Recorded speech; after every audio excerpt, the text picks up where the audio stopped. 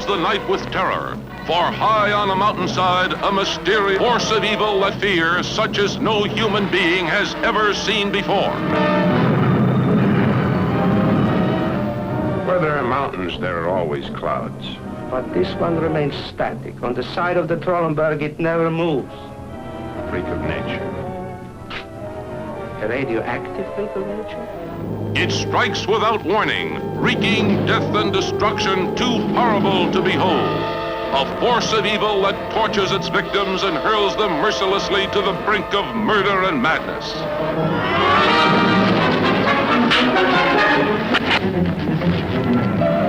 What is it, and what does it crave, this creeping horror that hungers and thrives on human flesh while it inhabits its own silent world that no man can penetrate? No one is safe from its spell of destruction. A cold, hypnotic stare striking fear into the hearts of all, creating a frenzied nightmare for those who behold it. The cloud is splitting up. Splitting up. There are 4 of them now, and all moving this way.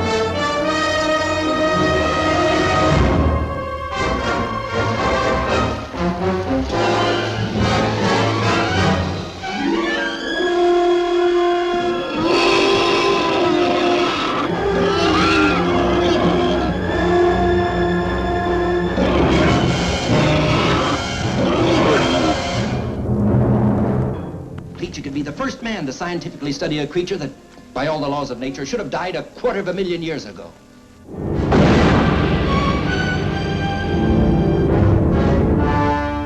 They dared to bring him back alive from his haunts deep in the jungles of the Amazon. They dared to put him on display with the other denizens of the deep, while thousands came to marvel and wonder.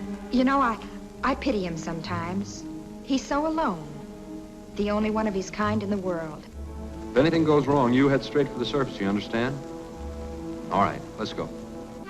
They dared to study him, to probe him, to tempt him with the lure of a woman's beauty, thinking that mere chains could hold in check the primeval forces that surged and roiled within this strange being from the dawn of time. Hey, look! He broke the chain!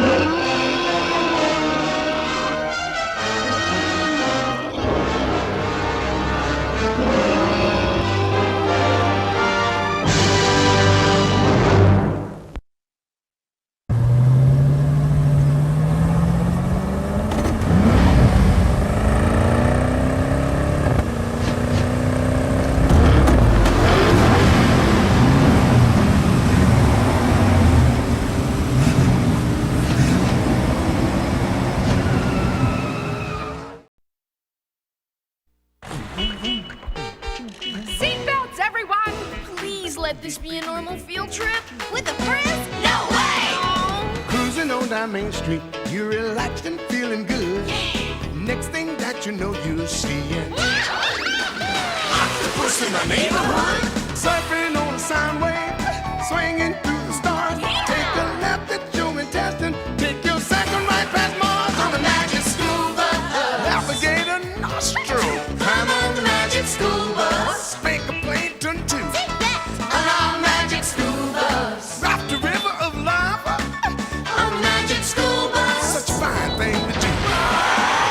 Strap your bones right to the seat. Come on in and don't be shy. Just to make your day complete. You might get baked into a pie on the magic scuba. Step inside, it's a wilder ride. Come on, ride on the magic scuba.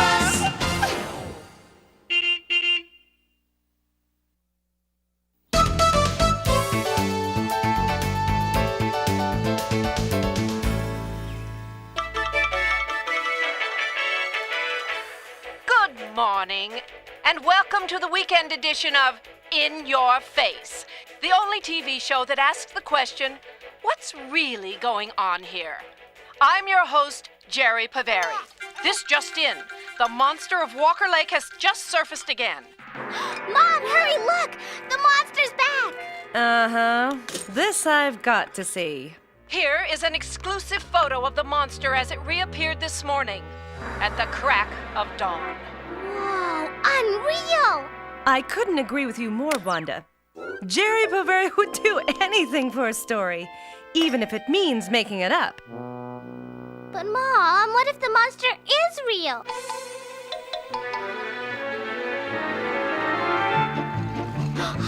What if I, Wanda Lee, am the first person to make contact with the monster of Walker Lake?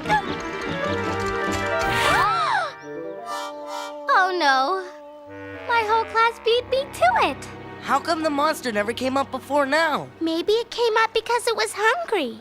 Maybe so, Phoebe. But if I were a monster, it would take a lot more than a banana to get me back to the surface. Okay, but if it is hungry, we have to feed it. If it won't come up for the banana, I'll send the banana down to it. Oh no, a banana floats. That's okay. I like banana splits better. Carlos! Well, if I can't get the monster to come up here, I'll send my camera down there. Hey, my monster cam floats too. Who would have guessed? If we want to see that monster, we'd better find out a way to turn these floaters into sinkers. Maybe we should use my mother's calzone instead of a banana. They go down like rocks. Did you see it yet? Did you touch it? What took you so long? We thought you'd be the first one here. Yeah, well, I'm going to be the first one down there. I'm going to the bottom of the lake to find the monster. I don't know, Wanda. What would Miss Frizzle say? It's the weekend, Phoebe. No school, no Miss Frizzle. Look! Look! Look! It's coming towards us! The monster! Yay! Oh, good morning, class. Miss Frizzle? Nothing like a dip in the deep. Are you looking for the monster too, Miss Frizzle? Well, if you don't look, you'll never see. And what you don't see can be very hard to find. Huh? You look like you have that sinking feeling, Wanda. Want to float something past me? Jerry Paveri showed a picture of the monster on TV. It has to be true. Pictures can be faked, you know. To prove it's really real, you need evidence. And there isn't any. And what do you do when there isn't any evidence? Go home? No, you look for it. I'm going after the monster myself. This is a warning. Monster alert. Stay out of the water. I repeat, stay out of the water. Hey, it's Jerry Paveri. For updates on the monster of Walker Lake, watch the next edition of In Your Face. You heard me, folks. Stay out of the water. Return to the safety of your homes. Wait a second. She doesn't own this lake. We can look for the monster if we want to. Can't we, Miss Frizzle? Not only that, we can take chances, make mistakes, get wet. Is it just me, or does this sound like a field trip? I propose an underwater expedition to learn the whole truth and nothing but the truth about this monster. A splashing idea, Wanda.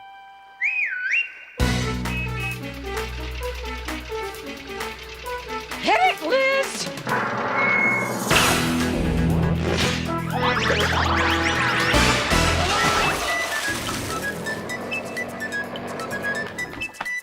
All right!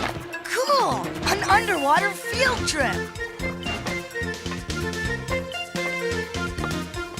Ready to dive, Miss Frizzle? Ready! but unable, Wanda. Oh, the sinker-linker's rusted. Somebody forgot to swab the deck and dry the sinker-linker the last time we went under. Without it, we can't sink, at least not automatically. But we've got to get down there. This is our chance to make history. Be history, you mean? Oh, as my Uncle Wilbur used to say, oh, you can lead a bus to water, but you can't make it sink. Yes, we can, Miss Frizzle. There's got to be a way. Let's see. The banana floats and the rock sinks. They're the same size, but the banana is light and the rock is heavy. If something is heavy enough, it sinks. What will a banana rock do? Good one, Phoebe. The extra weight of the rock is making the banana sink. Yo, monster! Lunchtime! That's it! The monster! Where? What's it look like? No, not the monster. Extra weight. That's how we're going to get to the bottom of this.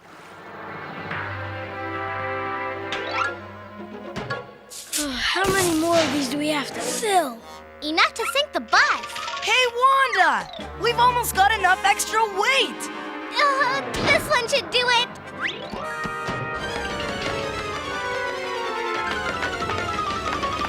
Look out! Here we come!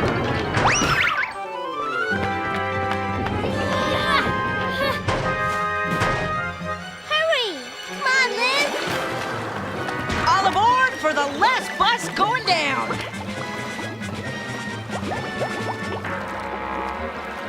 Dive! Dive!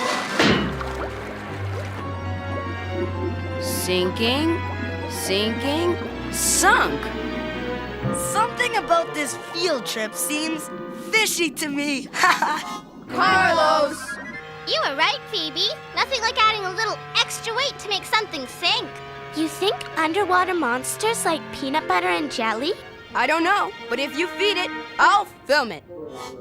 Are we going to keep sinking until we hit bottom? Sinking only ends when you hit bottom, Arnold. Hard left!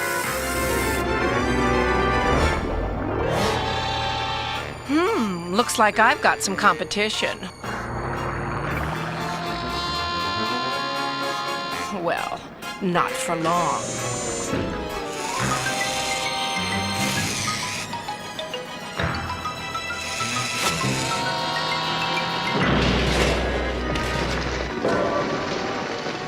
What is that?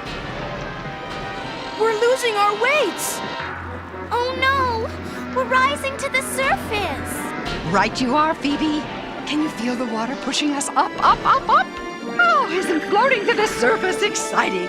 No! Sinking is exciting! I don't want to float! No one's going to ruin my story. Especially a bunch of nosy kids.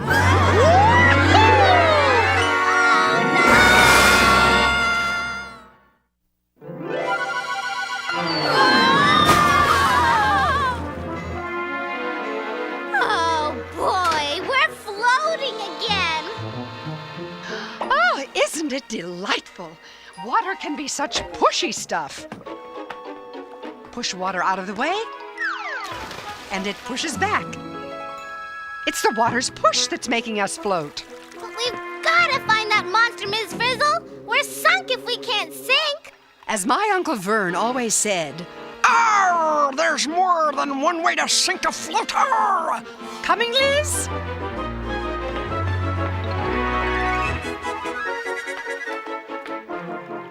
What are we gonna do? What are we gonna do? Maybe if I put enough heavy rocks in here and seal it up tight, my monster can will sink.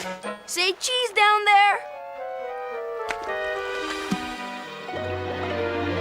It works. Now how am I going to feed the monster? Send him your sandwich, USS. USS? United Sinking Service. Just pitch it out there. Hey, my bread's not sinking. It's floating. Check it out. Phoebe, there's your bread. Now I'll never get to feed the monster. Oh, the poor thing will starve. Oh, well.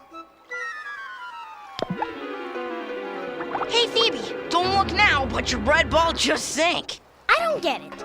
If they both weigh the same, why does a bread slice float and a bread ball sink? Did someone say sink? Over here, Wanda. Instant replay. There, see it? Your bread ball is sinking. So, what's the difference between a bread slice and a bread ball? Okay, I give up. What's the difference between a bread slice and a bread ball? It's not a joke, Ralphie. The only difference I can see is that the ball is a lot smaller than the slice. Ooh, a big point, Keisha. They weigh the same, but the big one floats and the small one sinks. Does that mean you can take something that floats and crumple it down smaller and it'll sink? Now you're thinking, Wanda. Make it small enough and even a cork will sink. I get it! If we crumple the bus small enough, it'll sink, right? Now you're thinking sinking. Class, prepare to crumple. All right! Let's crumple this floater into a sinker. It'll be a tight squeeze, but not to worry, we're all friends. Liz, activate the crumple zones. But I still don't get it. We weigh the same, so how does being smaller make us sink? Maybe it's because the more we crumple in, the less water we shove out of the way. Now I get it. The less water we shove out of the way, the less the water pushes back on us. Yes! And down we go! A-sinking we will go, a-sinking we will go, down to the bottom, oh, a-sinking we will go. Don't these children ever give up? Cut it out, Phoebe. It's crumpled enough in here without you squirming around like an eel. I'm just getting ready to feed the monster when we find it. When I find it, you mean? We bottomed out, Miss Frizzle. We're as low as we can go. Wanda! Where are you going? Wait a sec. We're going up. What happened? Why didn't we stay sunk? We were okay until Wanda left. Of course. When Wanda left, it made us lighter. Wanda, come back!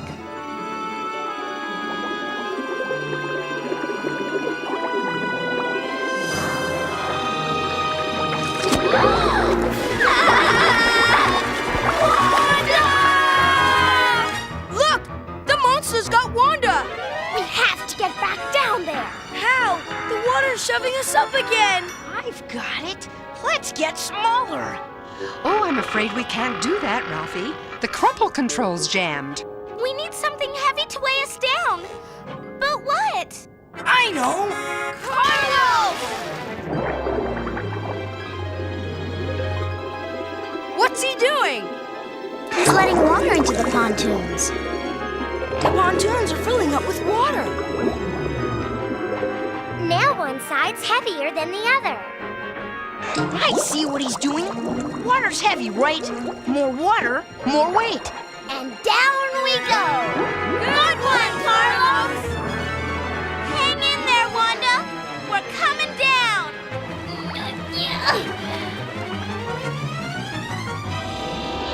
If that girl finds my monster, why, I'm sunk.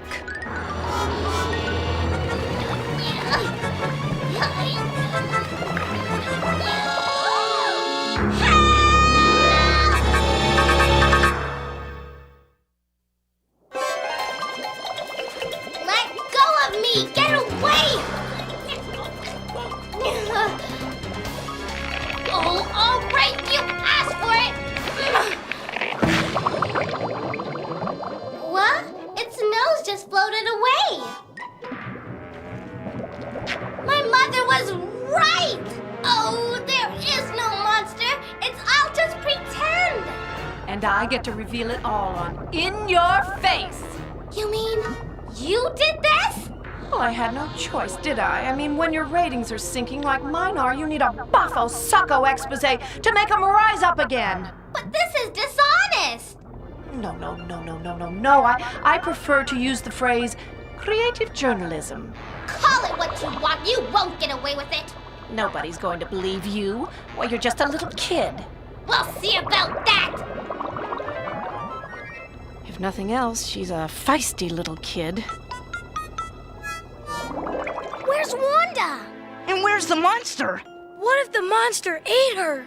But I wanted to feed it. Phoebe! Just kidding. Wanda! Here she comes. Are you okay? Did you find the evidence you were looking for, Wanda? What happened to the monster?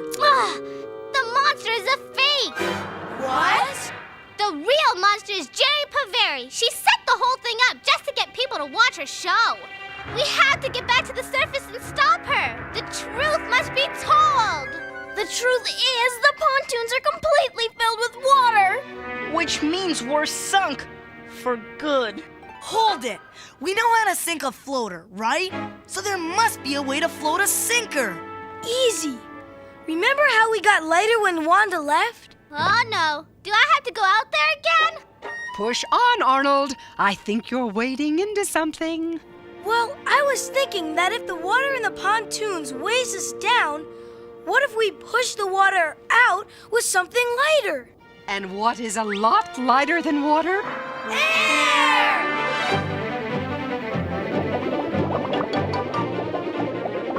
Pump hoses in place. Do you think this is going to work, Miss Frizzle?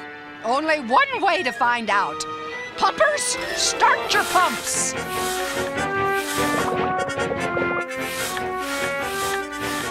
It's working! The air is pushing the water out. We're getting lighter. We've got liftoff! Now that we're lighter, the force of the water pushing up is greater than our weight pushing down. And that means we can stop Jerry Paveri from floating a lie to the unsuspecting public just to boost her ratings. Oh, sink again, little girl.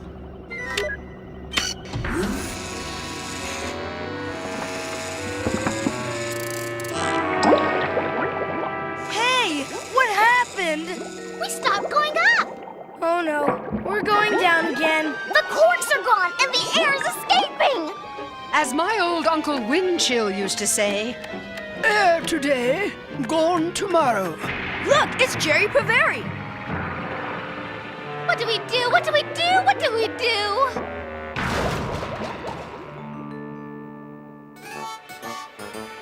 The inflatable genius of Jerry Paveri is about to rise to the surface.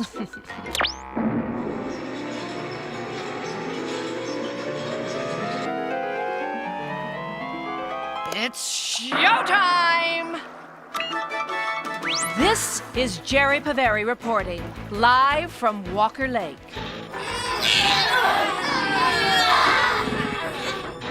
It's no use. What's sunk is sunk. Look, it's Jerry Paveri's fake monster. It's rising to the surface. There must be something we can do. We have to get lighter. Wait a second. What about getting bigger? Remember my bread slice? Crumpled and small, it sank. But when it was big, it floated. So, if we uncrumple the bus, we'll get bigger, push more water out of the way, and float to the surface. Good idea, D.A. Miss Frizzle, maybe you can uncrumple from the inside. you got it, Wanda. Come on, Liz. Use those uncrumpling muscles.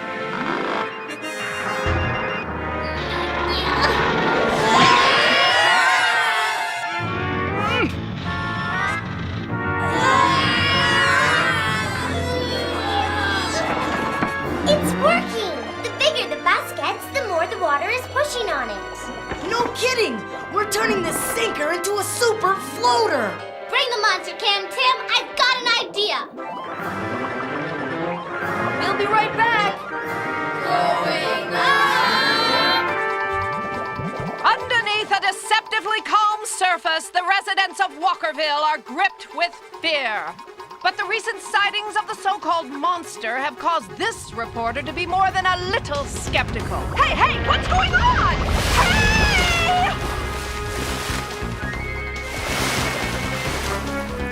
Oh, look for my camera!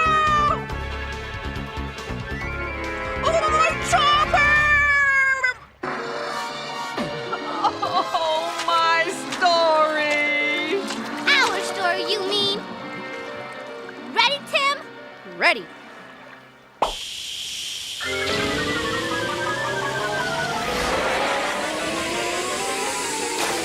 So, that's all that remains of the monster of Walker Lake. I know we ruined your story, but the truth had to be told. Well, I have to hand it to you. You're certainly a brave bunch of kids. And your camera work is excellent, Tim. Thanks, Jerry. Hi, Mom. We may have been brave, but you were wrong to perpetrate this hoax. You owe your public an apology. Yes, right you are, Wanda. To these kids here and to all my viewers out there, I'm so sorry. So, let's look once again at the shot which got you a spot on this show and me an offer to star in a new underwater action-adventure series. How did you do it? We knew the monster was big enough and light enough to float, so all we had to do was let it loose. And you know the rest. Your very own monster ended up in your face!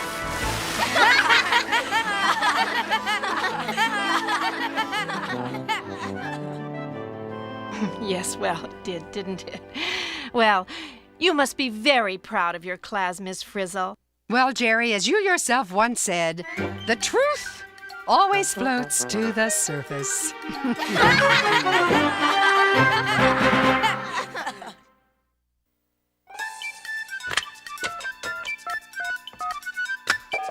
Is this the magic school bus? Is this the magic school bus? Magic school bus? Magic the magic school bus? You mean magic school bus? Magic school bus? Magic school bus? Magic school bus? I want the magic school bus! I want the magic school bus!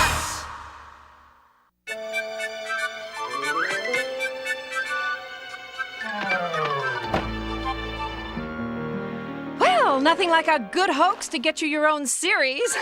I love show business. Hello? Is this the magic school bus? No, this is Jerry Paveri. But you were just on the magic school bus, weren't you? And now I'm on my way to fame and fortune. Goodbye. Wait a minute. I'd just like to say that it's dangerous to dive underwater unless there are lifeguards around. That's right, and the cuter they are, the better. Thank you and goodbye. And now, I'm out of here. Oh, should I let it ring? No, could be my agent. Hello? I just saw your show where the bus floated and sank by pushing water in and out of those big tank things. Well, that's ridiculous. Why? I don't know about any bus, but that's how submarines switch from floating to sinking and back again. By pushing water in and out of big tanks inside the hull. They do? They do. Goodbye. Now, do I have everything? Oh, I don't believe this. Hello, whatever it is you want, make it quick. I bet you I can make a solid copper penny float. Oh, no way. That would be so heavy it'd sink no matter what. All you've got to do is get it to push more water out of the way to hold its weight. So smash it thin and flat with a hammer, and then bend up the edges to make a copper boat. Then it'll float. Gee, thanks for the tip. And thank you for the tip, Liz. Bye-bye.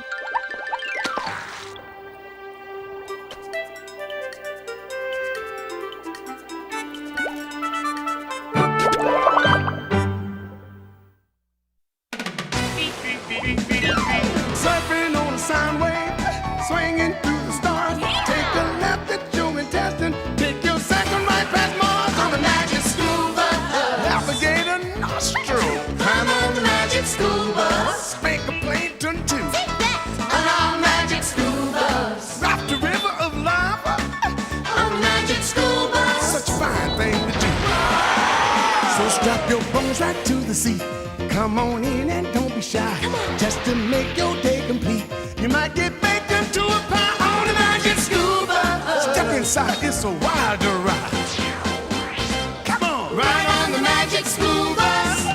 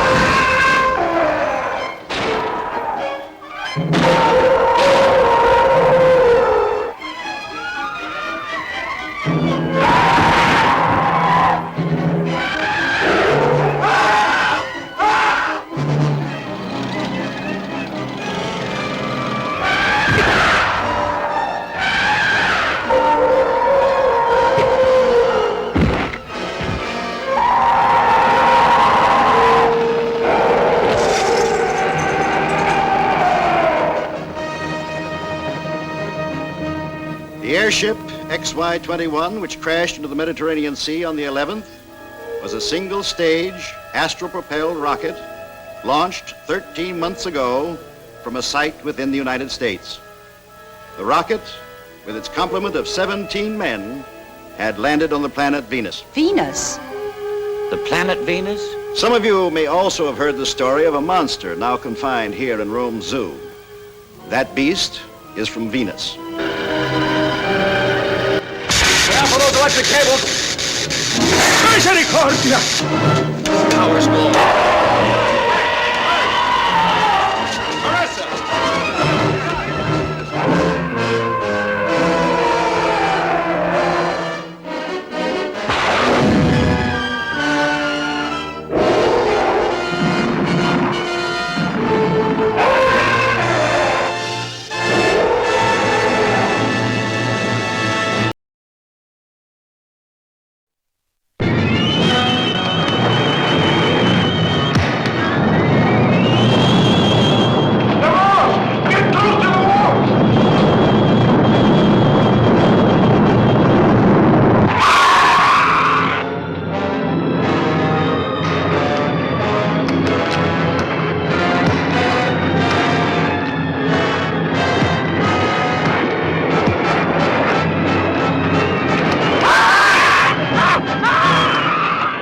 Isolated Pacific island, the Navy lands a party of daring scientists to solve the mysterious disappearance of an entire atomic research team. Strange horror strikes first at the plane that brought them.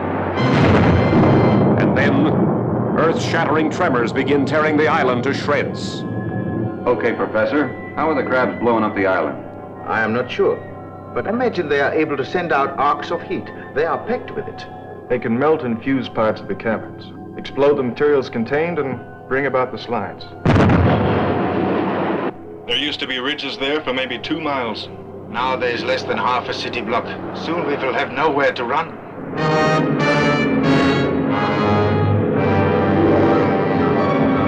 Fathoms deep among the terrors of the mighty Pacific, daring skin divers brave undersea perils that stagger the imagination. Here are monsters with razor-sharp claws that hand grenades and dynamite cannot stop. Nor searing fire and flame, nor tons of crushing rocks, as mankind faces its last desperate chance.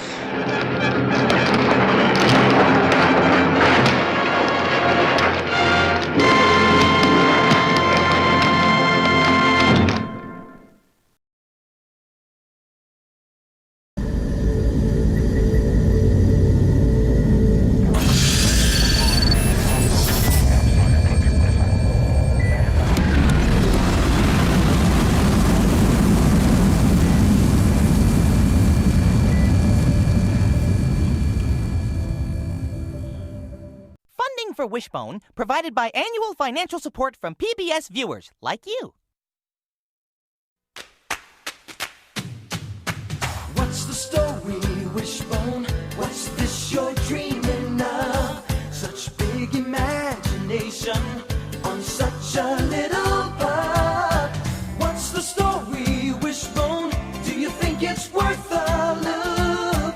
It kinda seems familiar, like a story from let's wag another tail, sniffing out adventure with Wishbone on the trail. Come on, Wishbone. What's the story, Wishbone? What's the story, Wishbone? What's the story, Wishbone? What's the story, Wishbone? It's gotta be around here somewhere. Oh, ooh, hey, bone. I know I left it down in here somewhere. Maybe it's over here. Found it! Ta-da! One slightly used mud ball! Whoops! Uh-oh, I'm busted! Wishbone. Well, it's been a good life. That's a good dog. Yes, it is. He's the sweetest little dog in the whole wide world. Yes, it is. Huh? What? Wanda? Are you okay? I don't know who that was, but it was not Wanda Gilmore. This behavior is very mysterious. Reminds me of another strange case. The Strange Case of Dr. Jekyll and Mr. Hyde by Robert Louis Stevenson was first written as a novella or short novel in 1886. Our two-faced tale begins on the foggy streets of old London. John Utterson, a respected lawyer guy around town, and his friend, Richard Enfield, were taking a quiet stroll together. What is it, Enfield? Nothing. Nothing? My good man, you look positively vexed. Perhaps I am. It's just... I remember this door from another night. Passing by it now stares the most unpleasant memory, I'm afraid. Of what, dear friend? Do tell. Well, it was a few weeks ago. A cold, black winter night. I was on my way to dinner, and I stopped to buy a flower.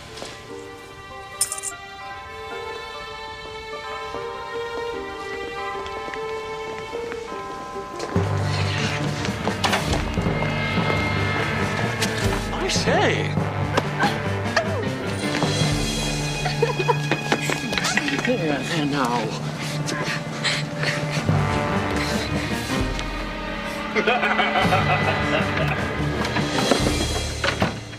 A most faultless act.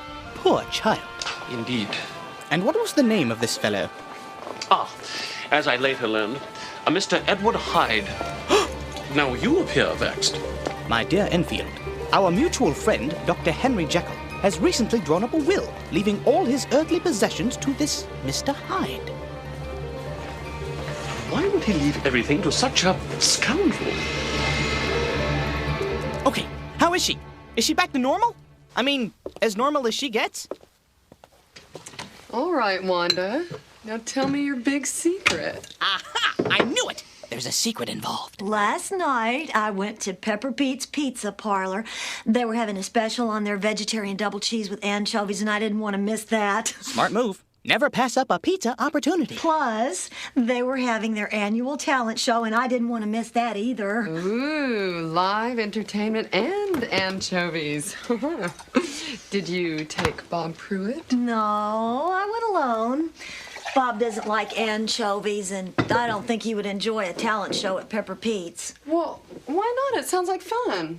Well, he likes more intellectual forms of entertainment. He always invites me to poetry readings and lute concerts, that kind of thing. Well, yeah, but you like that, don't you? Well, sure, but sometimes I just want to cut loose and do something a little less grown up. Oh, hi, Miss Gilmore. Hi, Joe. Anyway. Hi, Miss Gilmore. Hi, David.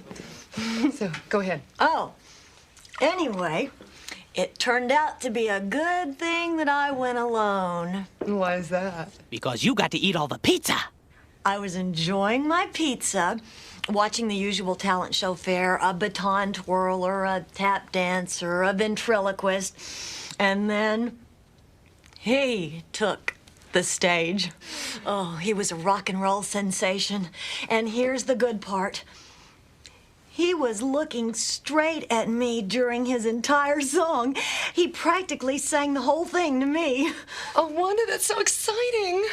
Did you meet him after the show? Well, I didn't actually meet him, but at the end of his performance, he jumped off the stage and tossed me his sunglasses. And then he disappeared. Oh, what do you think it all means? I think it means he likes me. What's his name? His name is Lou Dublin. Naturally, he won first prize at the talent show. And here's the good part. Pepper Pete's is having him back for an encore solo performance tomorrow night. Ellen, I have to be there. Oh, of course you do. So we'll all go together. You, me, Joe, David, Sam, my treat, of course. Wanda, it's a school night. Oh, please. I'm just so nervous about seeing him again. Well, all right, but we have to make it an early night. Right, of course. Thank you so much. Any kind of pizza you want, you name it. Hey, wait a minute. Aren't you supposed to go out with Bob Pruitt tomorrow night? Oh, right, the poetry reading. Well, I'll just have to cancel. We'll see you tomorrow night then. Say 7-ish. Sounds good. Well, until then, rock and roll. Wanda,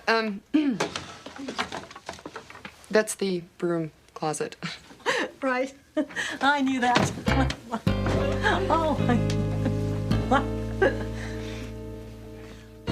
we'll even bring home some pizza crust for Wishbone. She say what I thought she said? Wow, she must really like this guy. Hear that? Free pizza. I better make sure she gets home all right. Bob. Wow, this is a surprise. A rose is a rose, and these are for you. An enchanted moment. Thanks. You know I said that I was I need to going to talk to be you free about tomorrow tomorrow night. Well, anyway, It's my just point that is, something really I just think I don't... unexpected has come up, and I'm sorry. Oh no, You go ahead. no, No. you go on. Go ahead. Well, I just can't make it.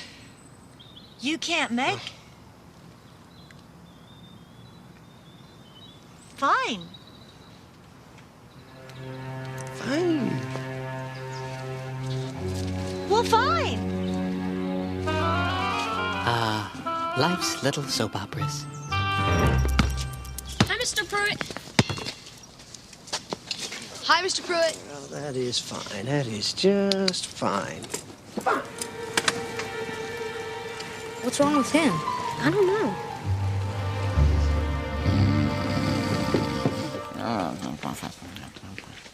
Come on, wake up, sleepyhead.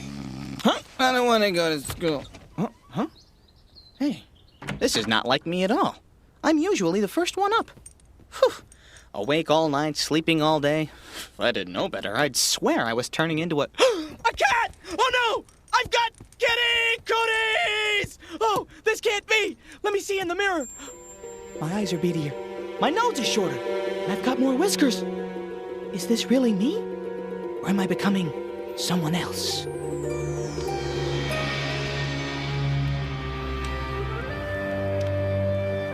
Utterson was worried about his old friend, Dr. Jekyll. Let me ask you a question, Jekyll, as your lawyer and your friend. Yes? I want to know why you're leaving everything in your will to this Mr. Hyde. I know that it distresses you. Oh, I've heard some very unpleasant things about Mr. Hyde. Dear friend, I cannot change the will. But Hyde is a truly evil person. It makes no difference. You do not understand my circumstances. I am painfully situated, Utterson. My situation is very strange. Jekyll, you know me. You can trust me. Let me help you. My friend, this is very good of you. And I cannot find words to thank you for your concern, but... Is Hyde forcing you to put him in the will? Is there blackmail involved? Utterson, to put your good heart at rest, I will tell you one thing. The moment I choose, I can get rid of Mr. Hyde. I give you my word upon that. You're sure there's nothing I can do? Nothing, my friend. You must excuse me, Utterson, but the hour is late, and I still have some work to do in my laboratory. Can you let yourself out? Well, certainly. Good evening. Something here is definitely not right. Mr. Pruitt is never this late.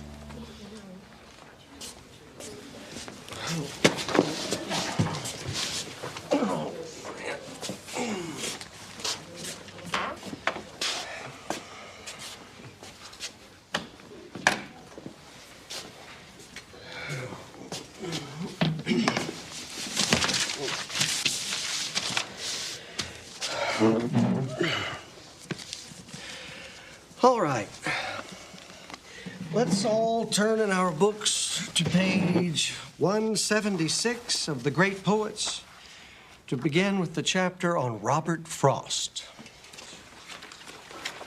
Mr. Pruitt, we already finished the chapter on Robert Frost. Oh. So we did. So we did. Right. Well then, let's go to the next chapter. Page 189. The Poetry of Ogden Nash. I think we did that last week.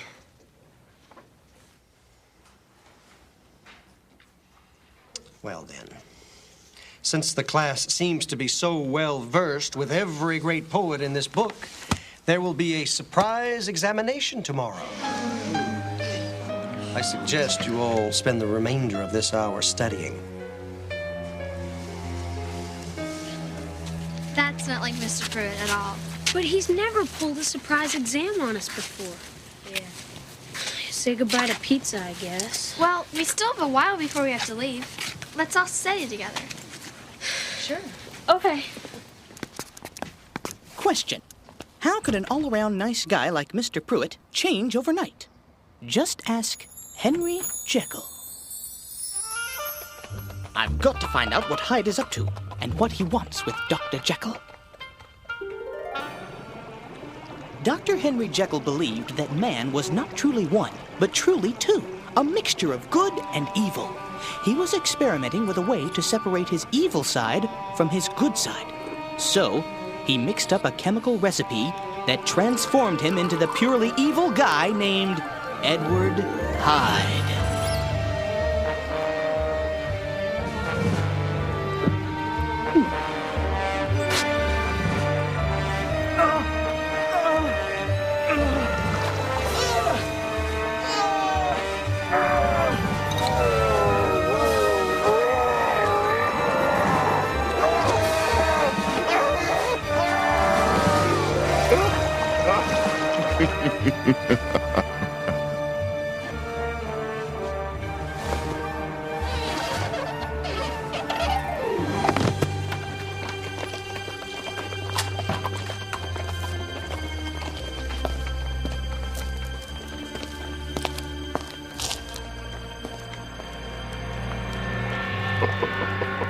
If he be Mr. Hyde, I shall be Mr. Seek.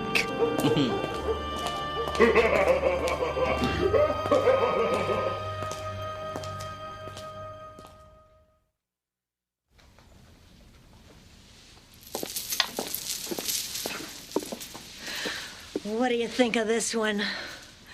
Leaves quite an impression, doesn't it? It does leave an impression. Wanda, this isn't what you were wearing the first time you met him, is it? Oh, heavens, no. Well, then, tonight, why don't you just dress as you normally would? You know, just be yourself. Myself? Ellen, what's so special about me? Well, a lot, obviously. Bob Pruitt likes you for who you are. Bob Pruitt is stuffy. No, my dear. Tonight, I must dress to impress. He's the king of rock and roll, and I'm his queen. Wow. A whole new side of Wanda has been unleashed. Why am I scared?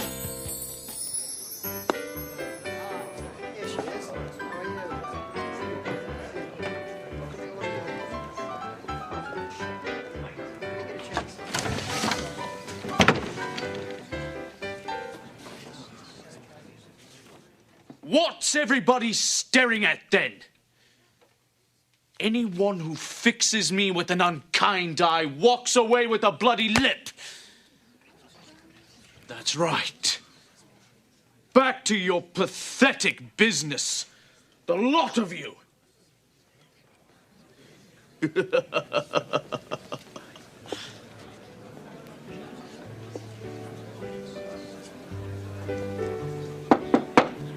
Here, barkeeper.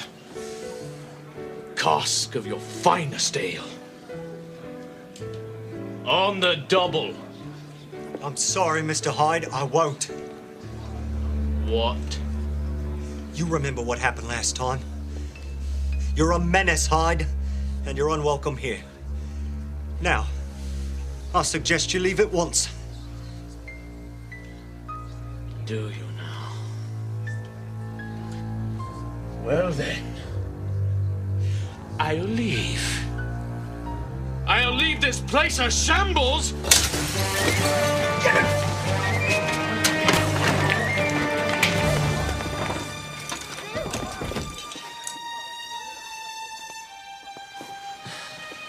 Now see here.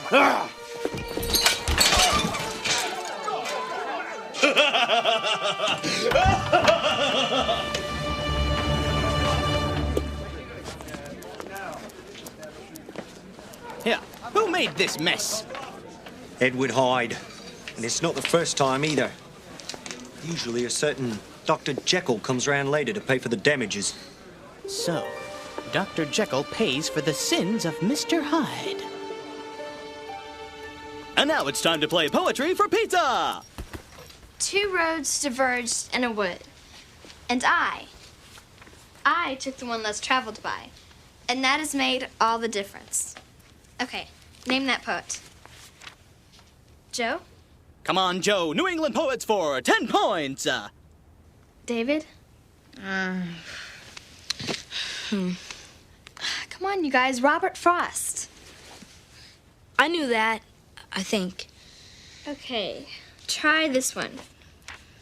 I'm nobody. Who are you? Are you nobody too? I'll give you a hint. This poet lived in Amherst, Massachusetts, and didn't get out much.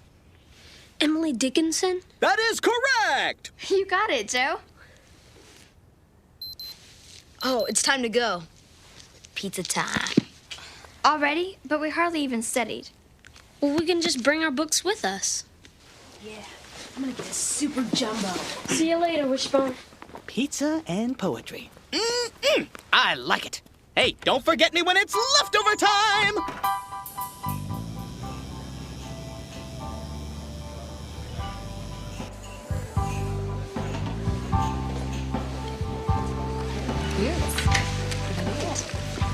Ooh, here's pizza. It's a pizza. Ooh, that looks good. Thank you. Want to have some pizza? Oh, save some for me, will you, Ellen? I'm too nervous to eat. There are children among us, Wanda. I offer no guarantees. Okay, sunset and evening star. And one clear call for me. May there be no moaning of the bar when I put out to sea. Tennyson. Right. Okay, here's one. There's a certain slant of light on winter afternoons. And now, ladies and gentlemen, the moment you've all been waiting for. Let's give a big Pepper Pete's welcome for the exciting song stylings of Mr. Lou Dublin. Well, looky what the dog dragged in. Come here, darling. Yeah, you're looking beautiful tonight, and I mean that. Would you run in there and give me a double everything? Oh, I saw you here the other night, didn't I, darling? I'll never forget you. Ow! Hey, devil in the blue dress, get on over here and help me with this, will you? That's it, darling. Thank you very much. Wanda, baby, this one's going out just for you, honey.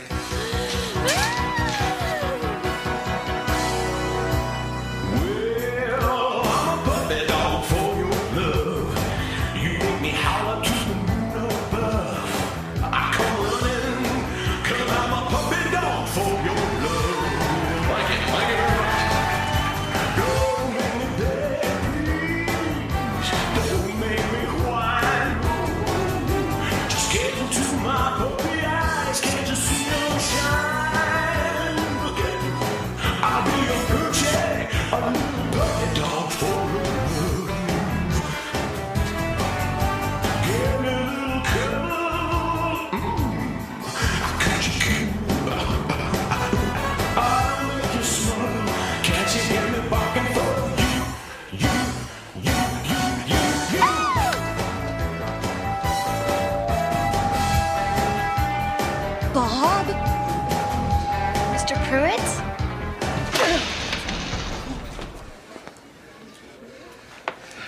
Hey, Wanda. Wanda? Oh, wait, Wanda, wait! Wanda, please, let me explain. That was a very cruel thing to do, Bob Pruitt. I was going to tell you, really. When? After I had thoroughly embarrassed myself? Oh, Wanda, I didn't dream in a million years you'd be at the contest Tuesday night. Well, I was. Yes, you were. And the moment I saw you, I couldn't take my eyes off of you. Well, of all things, Bob Pruitt, king of rock and roll. About a month ago, I saw an ad for a contest here at Pepper Pete's, and I had done some singing in college, and I thought it would be fun. And what do you know? I won. What do you know? But it's been rather difficult. I was up all night rehearsing.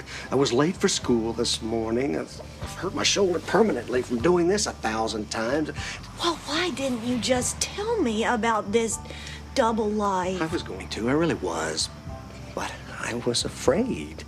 Of what? That you wouldn't like plain old Bob Pruitt anymore. Oh, Bob, you silly goose. All you have to do is be yourself.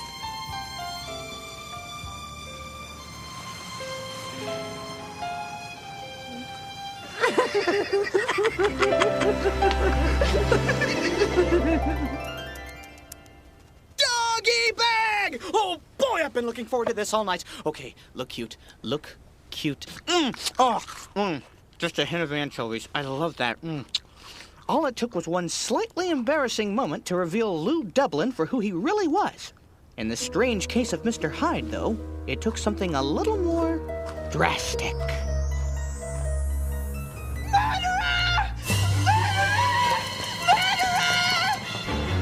Who was it, miss? I've seen him before. He's a monster. His name is Mr. Hyde. Where did he go? He ran down the street and scurried off into the black door there. Enfield, fetch a constable.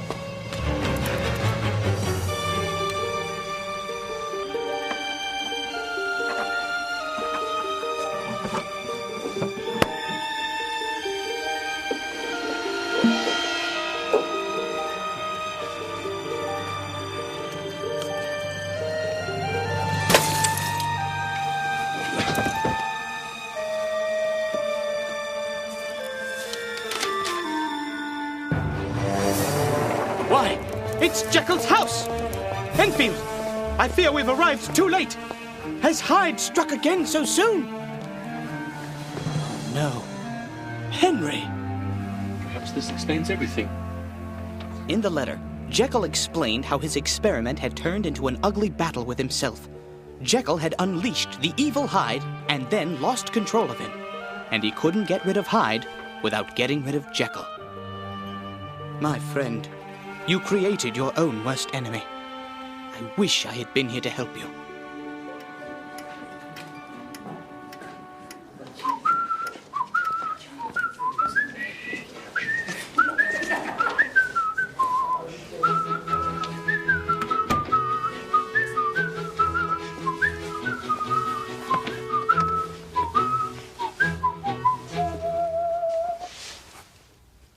Good morning, everybody. Sounds like everyone is ready for today's examination. Good. I am too. You see, last night, 3 of my students were seen at a pizza parlor, carrying with them their poetry texts. Such medication. And it gave me an idea for today's test. A taste test. Today, we will examine the beauty and perfection of Pepper Pete's specialty of the house. I've ordered pizza for everybody. Yes! Way to go, Mr. Pruitt! Okay, no problem. I'll just cover this up before she notices, and everything will be back. Oh! Hi! Wishbone, this is a disaster. Now that's the Wanda Gilmore I know! You dirt digger! You flower eater! That's me! Killer. 'Cause... Well, at least things are back to normal. Bye! Where are you going?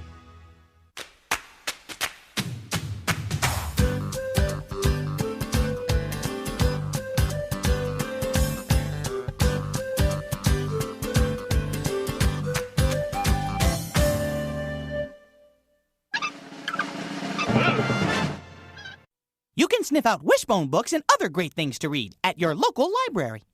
Funding for Wishbone provided by annual financial support from PBS viewers like you. What? You say you want something to do? Well, try this. Gather up your humans, put them in the car, and hightail it to your local library. Ha ha! There's something for the whole family at the library. Adventure, comedy, mystery. So hightail it to your local library. It's a family thing. Only if you want a book on the top shelf, bring someone tall. Gonna get some assistance here. I am the vampire. All living things are my prey. The undead are my allies. The night is my domain, and the dark, dank tomb my dwelling place. I feast on human blood. May be yours, so beware. Beware.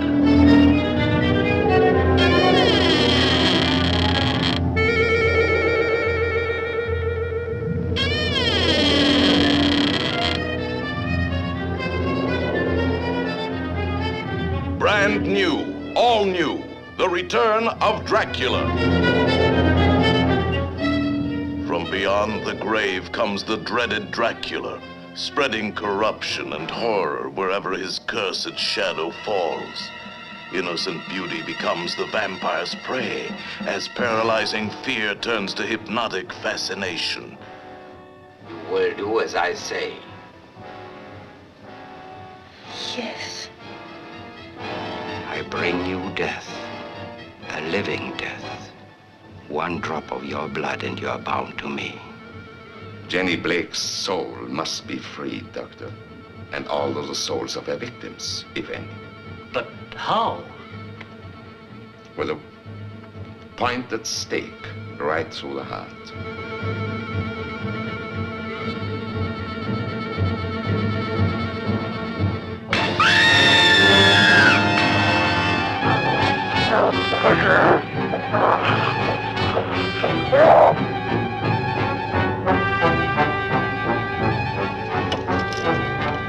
He's gone.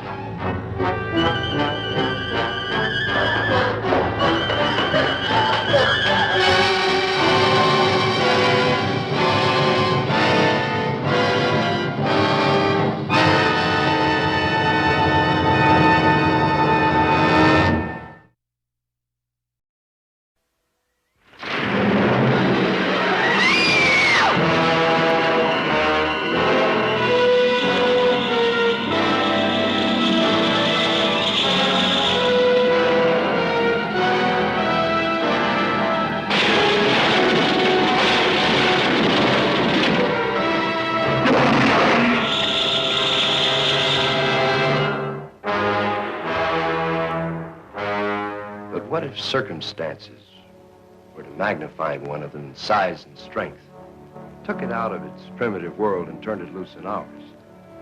Then expect something that's fiercer, more cruel and deadly than anything that ever walked the earth. Even science was stunned. The new atomic miracle should have been mankind's greatest boon. Instead, when such power to cause phenomenal growth proved dangerously unstable, man was confronted with his most shocking blunder. The isotope triggered our nutrient into a nightmare. A blunder that transformed a tiny insect into the 100-foot spider that was now ravaging the panic-stricken countryside.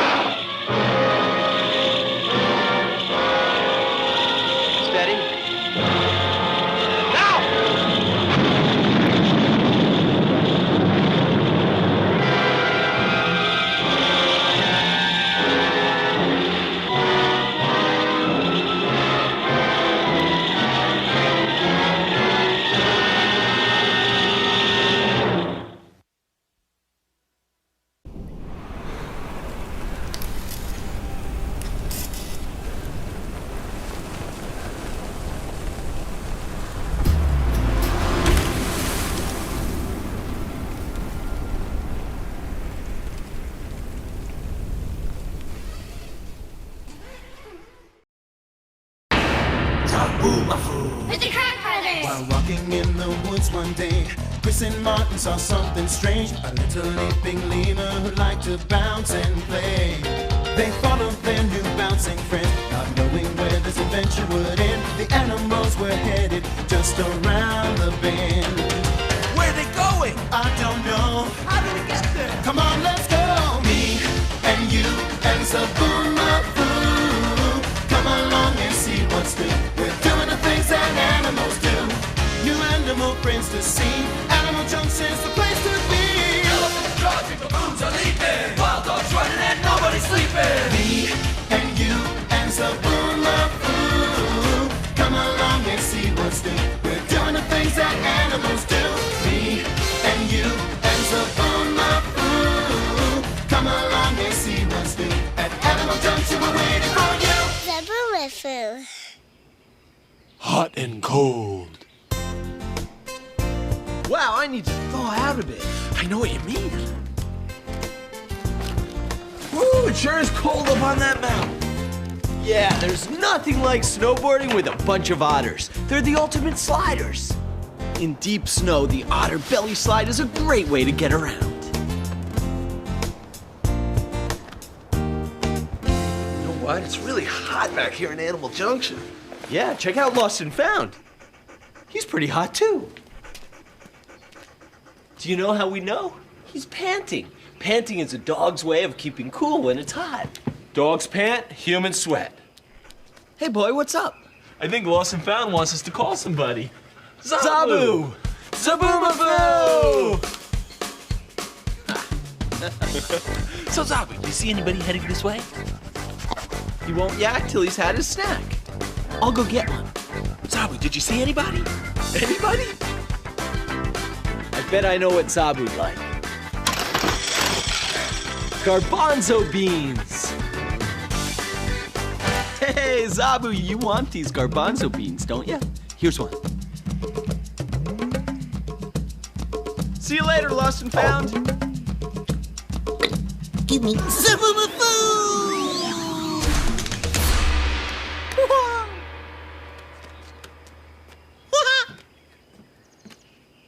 Zabu, what's got you jumping around so much? I'm heating up. It was kind of cold out there, so I'm leaping around to warm up. Not like the creature I saw on my way here. Who could it be? Who could it be? This animal who I did see. Can you help me guess this mystery? Okay, he had a big head with huge jaws.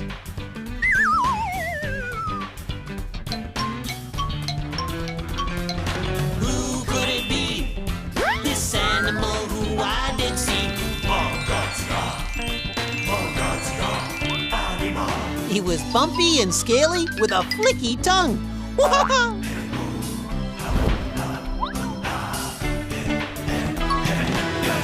could it be? This animal who I did see. Can you help me guess this mystery? He was a big-headed, huge-jawed, scaly-bodied creature. Do you know who he is? He was black with spots all over. Bumpy and scaly all over. Big head with huge jaws. Who could... A Gila monster. Wow. Humongous mystery animal here. He's slow moving, but look at that tongue. It's always going. I love his head. It's huge. And now look at this tail. It stands up off the ground. He holds it way up when he walks. Wow. Hey, you don't see that very often. He's climbing. Awesome. Wow. Look what he can do with his tongue. Taste the air like a Gila monster. A lot of reptiles, like snakes and lizards, use their tongues to check out what's going on around them. That's their way of smelling. Hey, Chris, Martin, I almost forgot. I saw a friend of ours in the forest. Huh? There she is. A snow leopard. Wow. Hey, wait for me. Welcome back, Snowstorm. I can't believe my mind. We have two different visitors. You're right about her being different from Gila. A snow leopard and a Gila monster couldn't be more different from each other. A snow leopard is a high-climbing, cold-climate wildcat. But a Gila monster is a slow-moving, hot-climate reptile. Hey, Chris, what's climate? Well, Zob, a climate has to do with the weather in the places creatures live. Rainforests and sandy deserts have hot climates.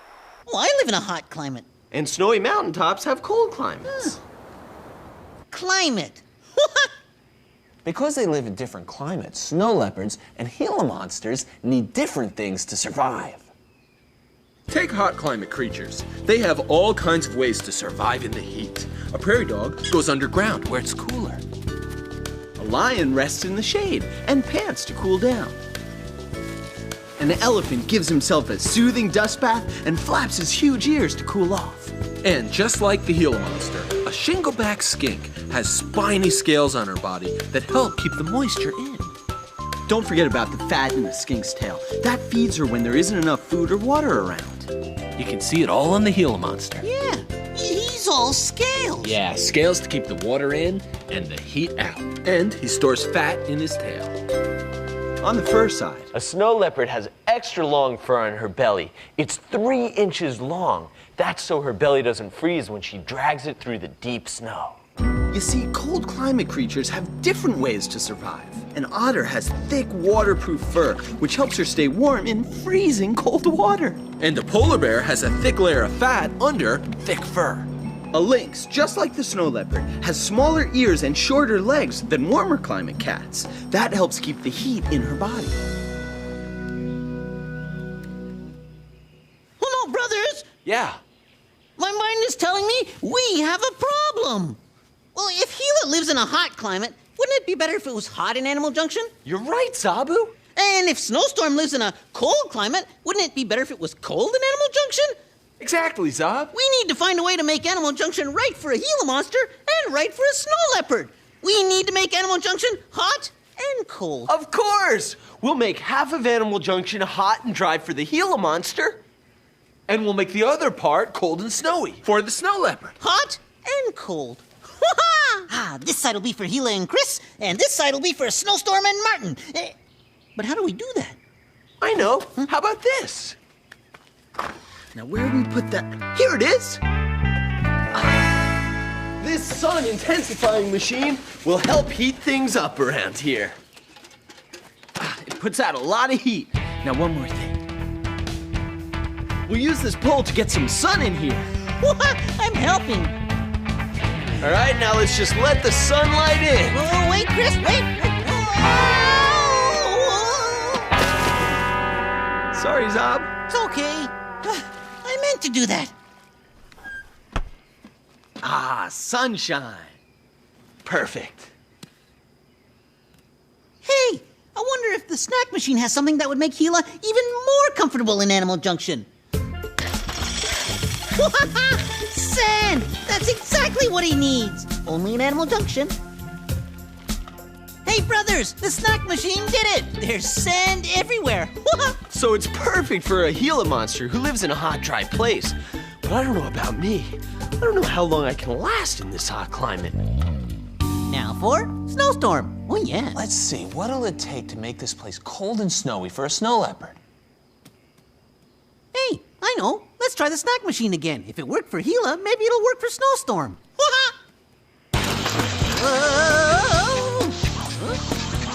Whoa!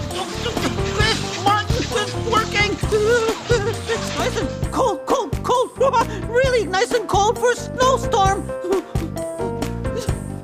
Phew! Hey, we did it! Half of Animal Junction's hot and dry for Gila, and the other half's cold and snowy for Snowstorm. Check it out. Snowstorm's side is so cold, the pond froze. And Gila's side is so hot, the mud puddle dried up. Yeah, Animal Junction is hot and cold. Now everybody's happy. Hey-hoo, hubba hubba. I love the hot and the cold. Sand pile, here I come. I missed it. I guess I'll try again. I love playing in the sand. Let's go, Gila. Everybody should play in the sand.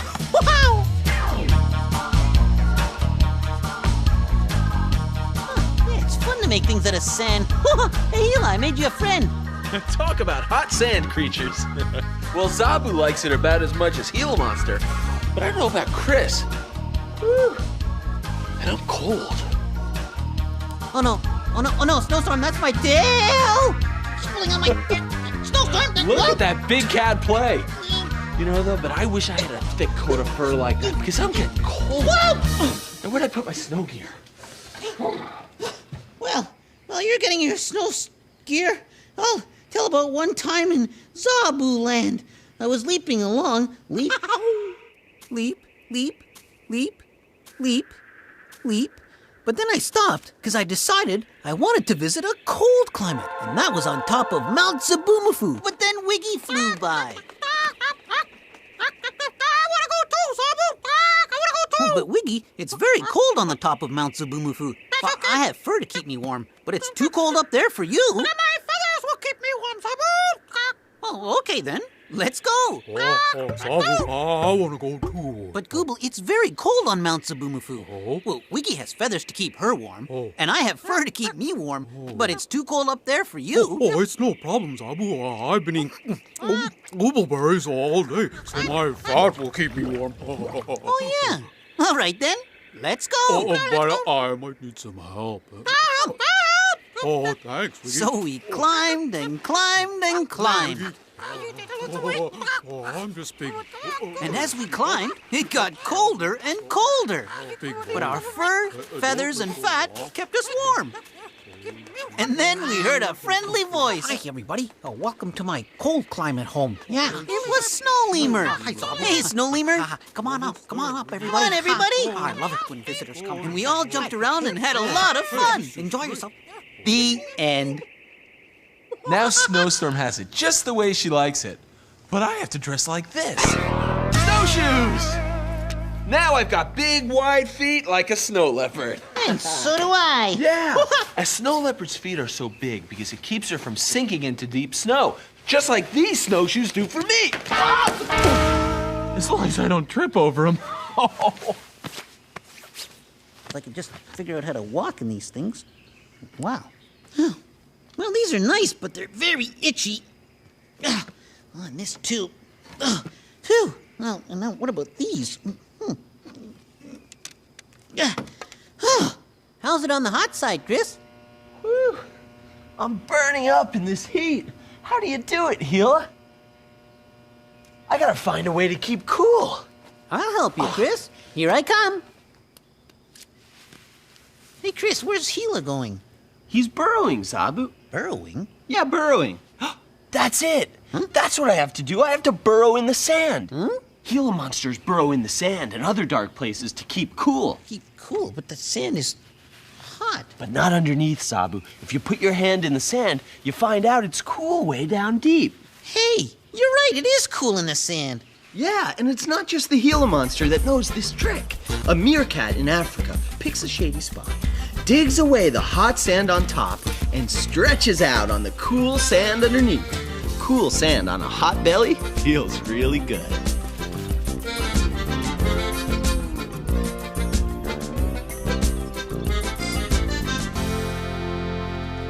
They spend about 98% of their time underground. So that's what I have to do. I have to burrow like a Gila monster. Okay, Chris, you ready? Lay it on me, Zob. Dig, dig, dig, dig, dig. I love digging. Dig, dig, dig, dig. Dig, dig, dig, dig. All done. Thanks, Zob. Now I'm cooled down just the way Gila does it. I'm feeling hot and coldish. Yeah. I feel different, not the same. This kind of feeling I can't explain. There's only one thing that I can do. I feel hot and coldish. How about you? Hot and coldish. I feel hot and coldish. Hot and coldish. I'm a hot-loving lizard and a cold-loving cat.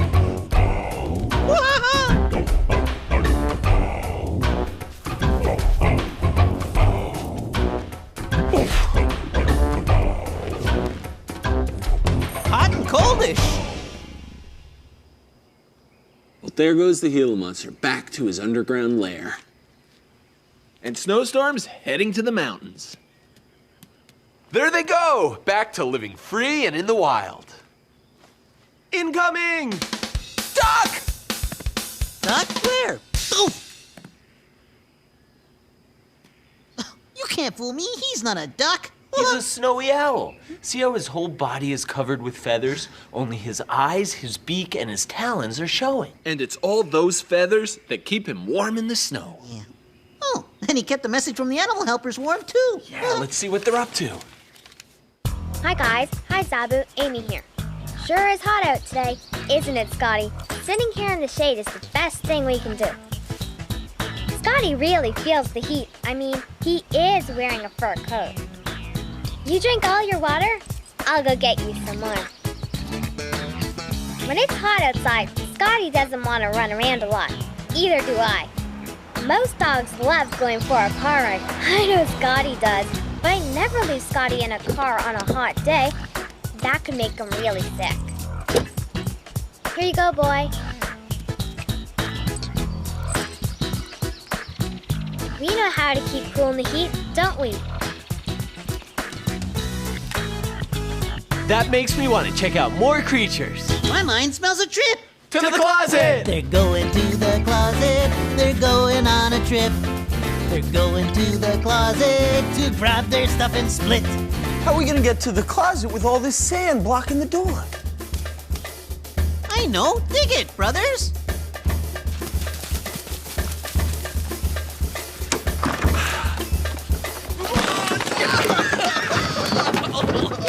They're going on a cool adventure and they don't know what's in store. They're coming from the closet and they're headed out the door.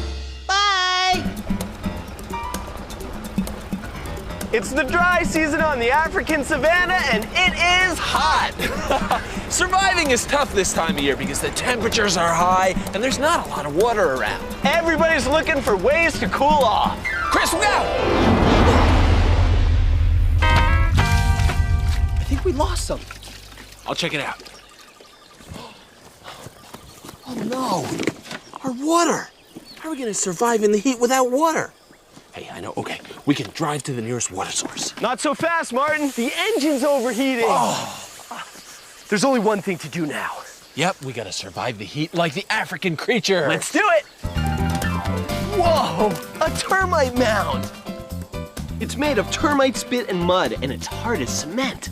If only we were termites. Yeah, that way we could control temperature, just like they do. It's amazing what they can do. You see, a termite colony controls the temperature inside their mound by opening and closing ventilation tunnels. This keeps it cool inside when it's hot outside. Oh man, think we're gonna make it? As long as we keep thinking like creatures. Lions, they've got a great piece of shade. Shade. Let's get in there. Well, they've got their piece of shade. We'll take ours. Lions don't like to share. Oof.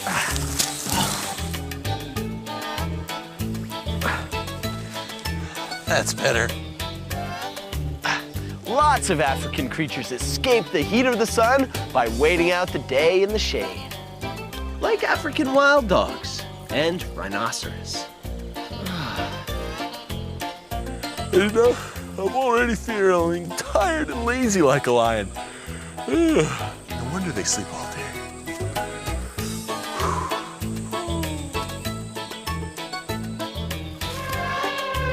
An elephant! If anybody can find water, an elephant can. Let's follow him. Hurry up, Chris. We don't want to lose him. Right behind you! Hope we get there soon. I'm so thirsty. Well, an elephant always remembers where the watering holes are. Look! The water hole! We made it! But it looks like we're gonna have to wait a little while. Elephants have a hierarchy at the water hole, and we're probably last in line. Elephants are big creatures, which makes them big drinkers. See that one pushing? He's saying, get out of my way. Other creatures just have to wait their turn, like that hyena. But when the elephants finish, he gets his chance. So do a kudu and a giraffe. Whether you're a bird or an antelope, A lot of creatures need water on a hot day in Africa. I hope they're done soon. You know, by the time we get our chance at the waterhole, I'm not even gonna be hot and thirsty anymore. Yeah, and the sun's going down. You know, nights can get pretty cold in Africa. Hey, why don't we head back to Animal Junction? Let's go.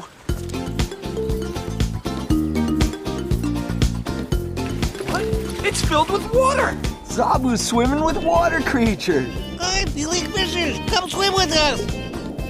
Everybody to the pool. We're coming in, Zabu. All right. Oh! That was Mungatika. Brothers, me and the fish are over here in the pool with Splish and Splash. The African penguins. They love swimming in the cold water. Yeah, but not the cold weather. In fact, African penguins spend a lot of their time on hot African beaches. But most of their time in cold ocean currents. They love the hot and the cold. Hot and cold. Where are you going? Hey, wait for me!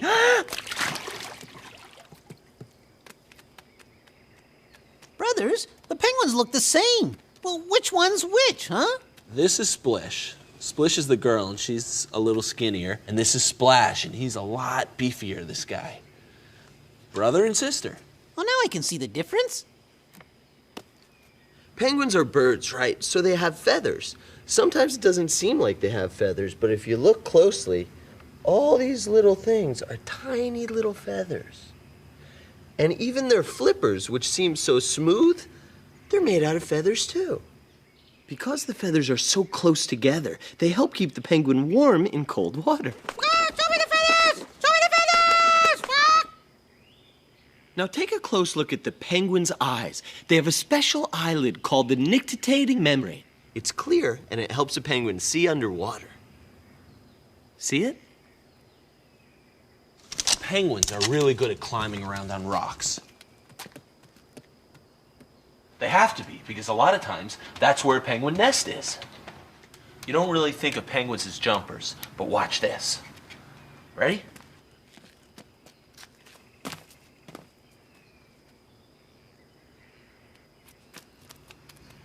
Did you see that jump? All right. Check out her beak. See the hook on the end? It helps her catch fish.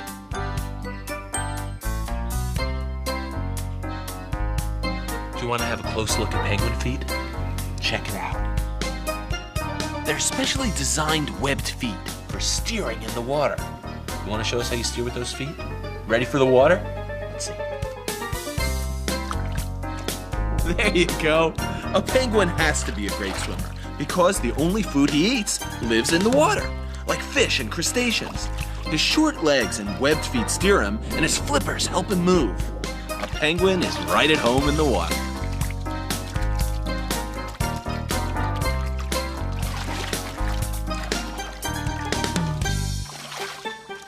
Hey, that reminds me of one time in Zoboomafoo. I was leaping along, leap, leap, leap, and I thought I'd leap over the pond when suddenly I was grabbed by a giant tentacle. Phoebe said, "Hi, Zobo, bet you didn't expect that." No, I didn't, I said. But since I'm here, why not go for a swim? Hey, Slimantha, why don't you come for a swim with Phoebe and me? So I don't think so, Zabu. I'm afraid of the water. Afraid? But why, I asked. Well, I don't know what's in there. Yeah. What? Hey, Slimantha, don't be afraid. Why don't you come and see my underwater home? Yeah, it's really great. Well, okay, since you asked. So Slimantha did a spinning back twist in a jelly roll tuck. And I did a full twisting double back from the pike position. Yay! Coming through. Fun. And we played in Phoebe's underwater home all day and had lots of fun. Yay! Yay! The end. Great story, Zabu. Sounds like Phoebe likes the water as much as the penguins do. And I had as much fun swimming with Splish and Splash as I did swimming in Zoboomafoo. I can't believe my mind. And tromping around with that snow leopard was really cool. Hanging out with the Gila monsters was cool too. That wasn't cool. That was hot!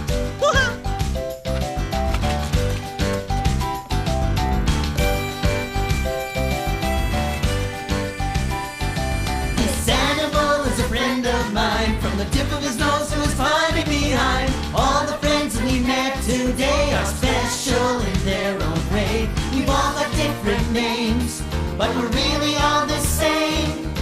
Thanks for dropping by, we're glad you came. These animals are friends of mine. They jump and swim, crawl, fly and climb. One more thing we have to say, go make an animal friend today.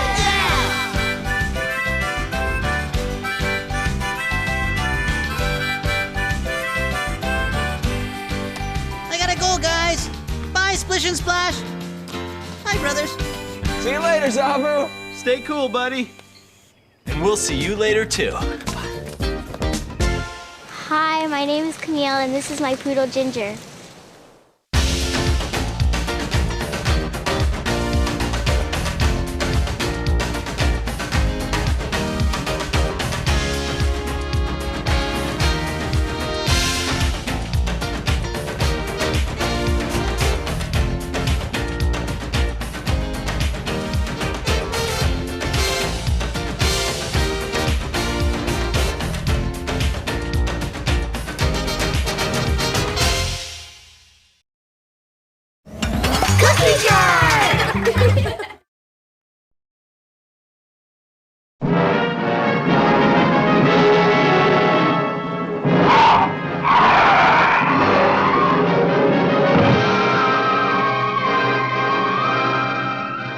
Creature of unholy vengeance, born in the heart of a man unjustly condemned to death. In death I shall be stronger than you in life. I will come back from hell and make you pay for your crimes. Tree monster. Oh, now, Norgu, I know about cannibalistic flowers, but this tree monster is utterly unbelievable. Dr. Mason, you are a wise lady. But there are many things even the wisest of us do not know. Land of superstition, terror, and violent hatred. Where beneath the surface of the Polynesian islands, the earth gives grotesque and terrible birth to a monstrous creature, sworn to kill and torture and destroy. I beg you, pull up the roots so it will die before it murders everyone. You know what? I have an eerie feeling that this thing knows what we're saying.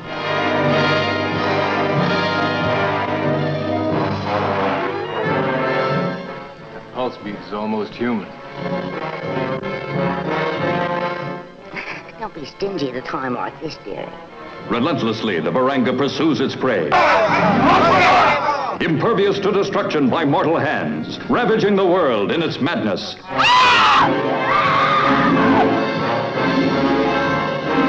We've got to find her. Let's go back. Come on.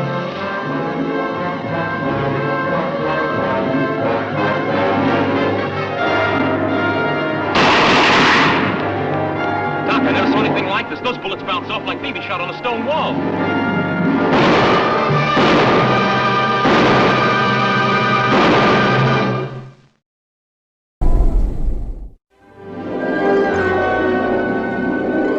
I'm William Castle, and I feel obligated to warn you about the next attraction you will see at this theater. The picture is The Tingler, which I directed. And for the first time in motion picture history, members of the audience, including you, will actually play a part in the picture. You will feel some of the physical reactions, the shocking sensations experienced by the actors on the screen. I guarantee that The Tingler has more shocks per minute than my last film, The House on Haunted Hill. But don't be alarmed. You can protect yourself. When you see the picture, you will be told, and remember the instruction, how you can guard yourself from attack by The Tingler. And now may I show you a few scenes from The Tingler?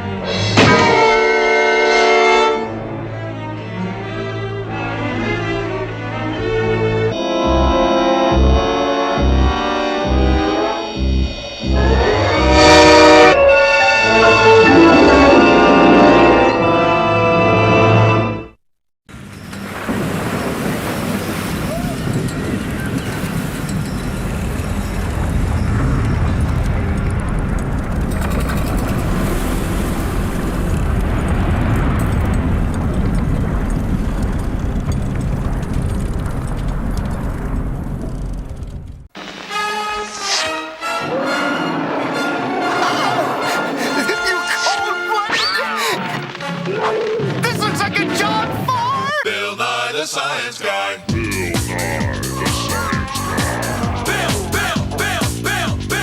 Bill Nye the Science Guy. Science rules. Bill Nye the Science Guy. Inertia is a property of matter. Bill Nye the Science Guy. T minus 7 seconds. Bill Nye the Science Guy. Brought to you by Reptiles. What has 2 eyes, scaly skin, and a weird tongue? My Uncle Ernie? No! Reptiles! Well, like I said. Reptiles come in all shapes and sizes, like snakes, turtles, and lizards. Reptiles are able to live all over the world, in all different environments. See, they're animals, just like you and me. Of course, they're not just like you and me. Reptiles don't keep the same body temperature during the day. We say they're cold-blooded, although she feels kind of warm. See, if it's hot out, you and I sweat to cool off. And reptiles don't do that. If it's cold out, you and I put on coats, sweaters, and blankets. Or if we're dogs and cats, we grow a lot of fur so that we don't get cold. Now, reptiles are able to live all over the world, in all different environments. Swamps, forests, rivers, and deserts. And since they don't try to keep warm, reptiles don't use as much energy as animals like you and me. They conserve their energy. They only use it when they need it. Yeah, you needed a balloon.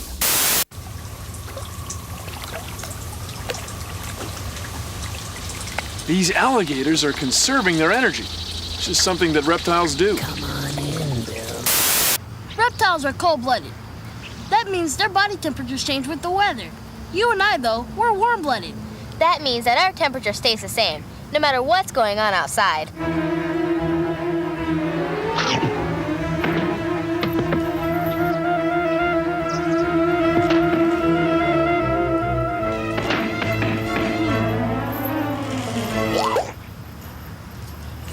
Degrees Celsius.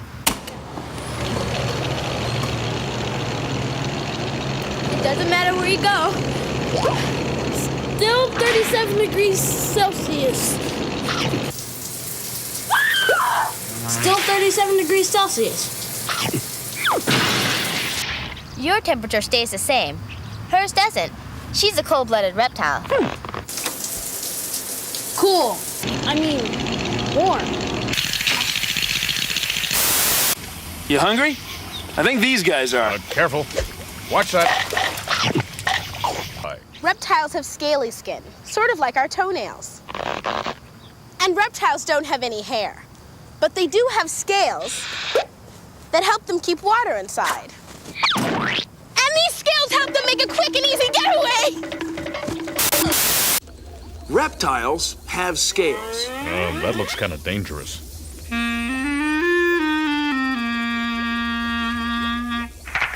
Very nice, but it's not that type of scale. Bill?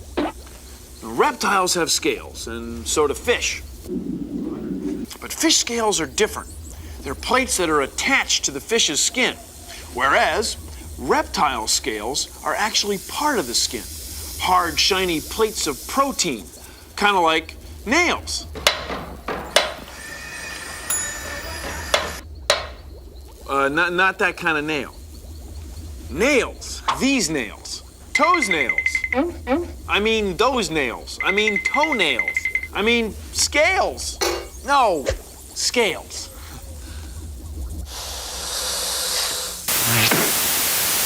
So what do we got exactly here? Okay, this is an American alligator. If you want to take a look close up, I could show you a few of the characteristics of an alligator. It's got about 80 teeth. They're pretty sharp. And the funny thing about alligators, well, it's not the funny thing, it's a great thing, that their teeth, if they get dull or crack, which happens in use, they'll fall out and a new one comes right in to replace it. Well, I'll tell you what, all of their muscles are for crushing. That's right, you can hold their jaw closed with your Just with one hand. Touch them on the top of the eye, it's okay. It's a nictitating membrane. It's an extra eyelid. It allows them to see underwater. And right behind the eye is the ear. See the slit? Right there. Mm-hmm. And this tail. is a powerful swimming device. Actually, a big alligator can break a man's leg with the tail. So what's that hissing sound? Oh, he's not too thrilled with us right now. It's a very unhappy alligator at this point. I just soon you hung on him. I'll stand over here, because I guess they go this way, right? They go this way. They can't see directly in front of them, and they always bite to the side. So if you're ever chased by an alligator, just keep going.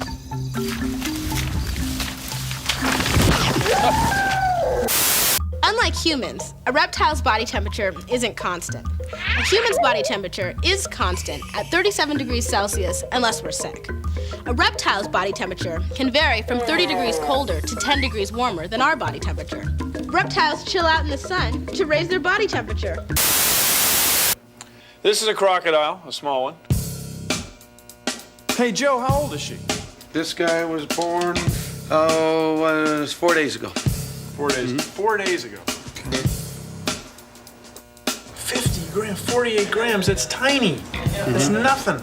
They grow to be a ton. 4.2. 4.2 centimeters. Yeah, we don't know. Because we're going to take it out. In he goes. Yeah. Going croc hunting with one of these. Wave to the camera, Joe. Hey. Hi, Mom. It's Joe. He's the biologist. I got the light. And we're going to release those two crocodiles we just marked so that we can keep an eye on them over the next, century. Okay, here you go. Right in the water, huh, Joe? Yeah, all right, there you go. Gets his head wet. Look how well they swim. Very few survive. And out of these babies, less than 10% will make it in the first year. Less than 10%, man. She's up and running.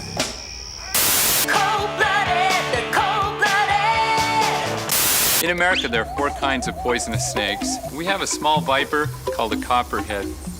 Their head is the color of a penny, and from Texas to the East Coast, these little animals bite more people than any other poisonous snake in our country. And the reason is they're hard to see.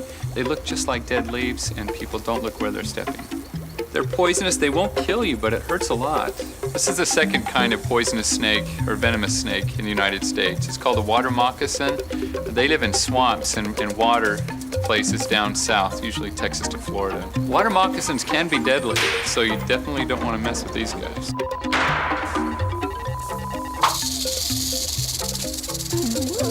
This is a very well understood technique, time honored. This is an eastern diamondback rattlesnake, deadliest snake in North America. The fangs are hollow, just like a shot needle, and they inject venom into your body through those needles. Coral snakes, the number 4 poisonous snake in America. They have red, black, and yellow rings, just like this. But obviously this is not a coral snake, it's just a milk snake. They look just like them, so to tell the difference, you need to remember a little poem. If red touches yellow, you're a dead fellow. If red touches black, you're okay, Jack. If you see one of these, don't pick it up unless you can remember the little poem. And if red touches black, you're okay, Jack. Voilà. My name is Bill Haas, and I'm director of the Serpentarium. We produce venom of all species of snakes, including lizards, for venom research.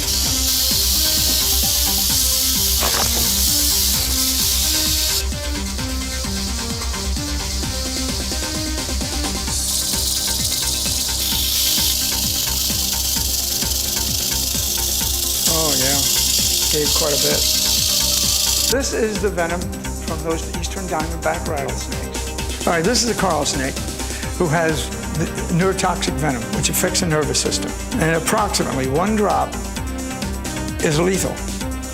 And without antivenom, you don't survive. But this is the cobra that the snake charmers use, because he sits up on the defensive and makes a good show. He has the same type venom as the coral snake, but much, much more. So they're very deadly. Approximately 20,000 people die a year in India alone from cobra bite. With proper treatment, using antivenom, there's no reason that it should be a fatal bite. Reptiles have been here a long, long time, long before man. And I have a feeling if we leave them alone, they'll exist longer than we do.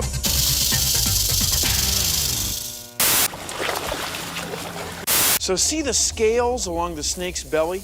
Those are the scutes. They only slide in one direction. So the snake uses them to crawl. The snake uses the scutes to scoot.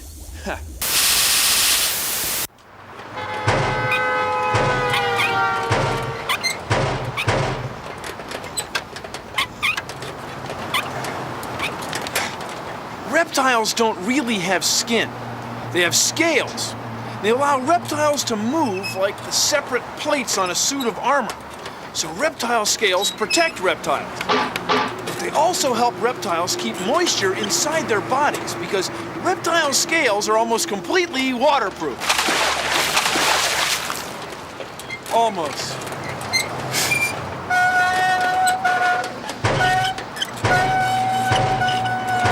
Leans a cornet with Reptile tonight. I'm here with Tina Turtle. Tina, I understand your shell has protected you from a lot of the knocks and bumps of your career. Care to comment? I see you're feeling a little withdrawn today. This is an alligator snapping turtle. He's got a big snapping mouth, doesn't he? That little pink worm in his mouth is his tongue, and he wiggles it in the river, and the fish, they find it irresistible, and they swim inside. And they swim inside. He snaps them up for dinner. Reptiles lay eggs. That may not sound like such a big deal, but it is. See, a hard-shelled egg protects the baby inside. Like if it's out in the desert, it keeps the baby from drying out. Or it might keep the baby from getting smushed by mom and dad in the middle of some sort of wild reptile party. A hard-shelled egg protects the baby the same way a hard-shelled car protects you and me. Now, frogs lay eggs too, but frog eggs don't have hard shells. That's one of the big reasons that scientists don't think of frogs as reptiles. Right now, birds lay eggs, reptiles lay eggs, and so did dinosaurs. That's one of the big reasons that scientists think that birds, reptiles, and dinosaurs all got started at about the same time. So which came first, the reptile or the egg? The chicken or the dinosaur?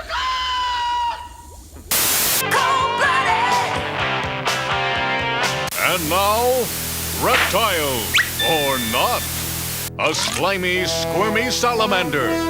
Reptile or not. A jumping bullfrog.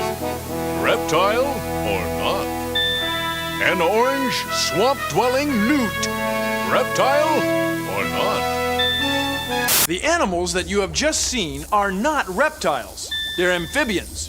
They lay their eggs in water, and they do not have scaly skin. Thank you.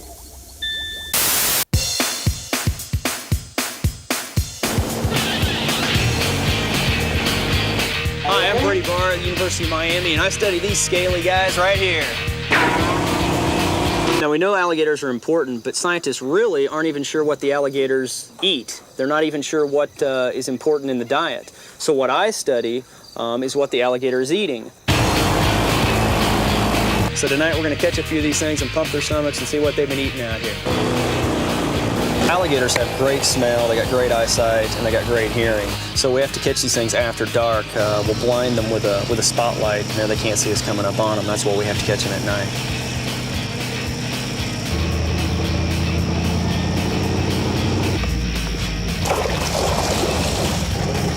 Got it. It's a good one.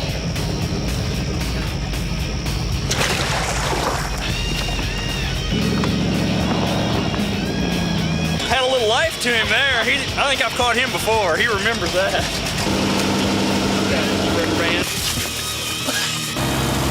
Now, after we capture this alligator, we can go through the stomach contents and decide what he's been eating tonight. This individual is predominantly a fish eater, which, you know, there may be individual taste. Maybe this alligator likes fish better than snails or, say, birds or turtles. Your smaller invertebrates, such as insects, crustaceans, even snails, seem to be an important prey item for the alligator. Now, you know, after we pump the alligator's stomach, it causes the alligator no harm whatsoever. And then we release these things right where we captured them, and they're no worse for wear. Can you imagine getting paid for this? Sunset like this, good friends, catching alligators. I got the best job in the world.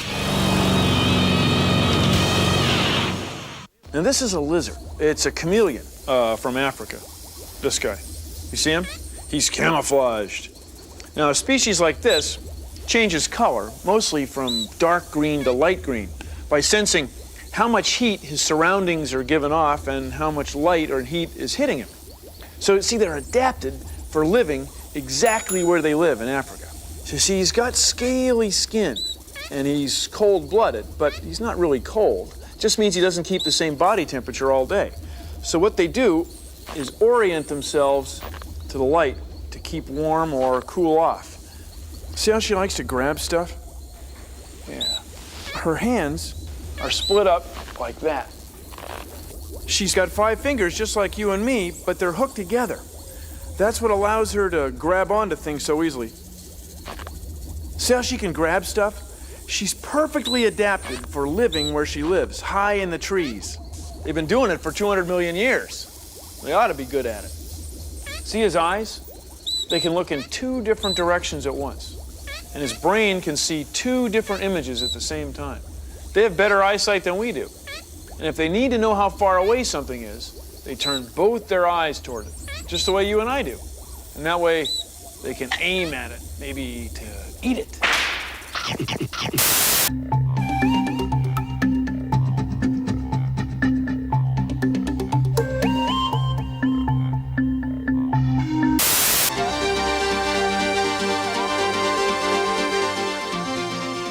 It's pretty cool that the turtles are older than the dinosaurs. And they're still living now, but they're endangered, becoming extinct, and we're trying to save them.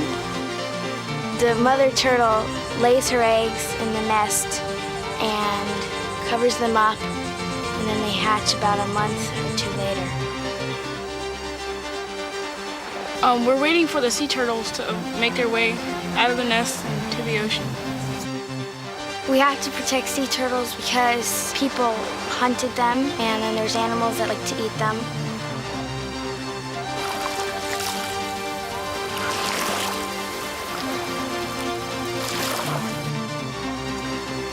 I hope that the turtles make it into the ocean and grow up so they can come back and lay more eggs so there are more turtles. Goodbye, sea turtles. Good luck. Every one of these big alligators came from a little egg like this. Kind of wild. Swim. Come on. Yeah, I think I'll move on. So what makes this tortoise so unusual? Tortoises in general, they live longer than any other animal on Earth, up to 200 years old. So how old is this one? He's about 20 years old. You can tell by counting the rings on his scales. Each scale has about 20 rings, just like a tree cut in half. So is the top part of the shell and the bottom part of the shell all one piece? Well, it's grown together on the sides, but they're actually 2 separate bones. This top part is called a carapace. It's just a big hard bone covered with scales. And this bone underneath, a turtle's ribs have actually grown together into one bone, and the backbone is stuck to the ribs. And what about the bottom? Yeah. The bottom is protected by this big plate, this breastplate here. It's called a plastron. It fits right on the bottom like that. And that's a turtle shell. Turtles are reptiles.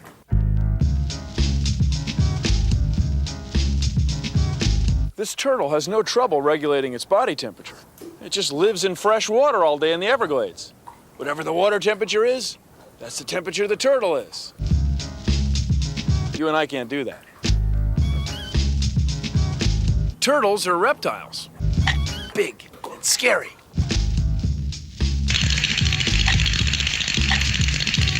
Look how easily that turtle swims. That's because reptiles have been on the Earth for hundreds of millions of years. Big, scary.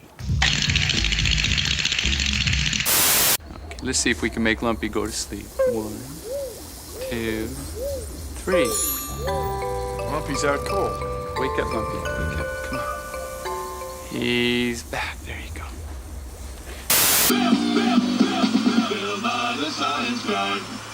These animals have lived on the Earth for 200 million years. They're perfectly adapted for eating. For eating. For eating. For eating. Woo!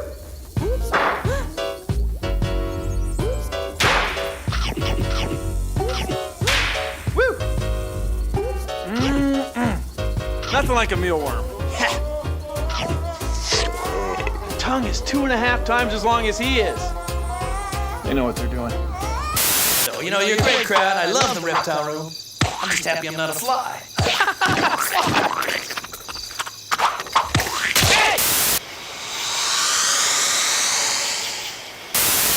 You cold-blooded, slimy, scaly reptiles!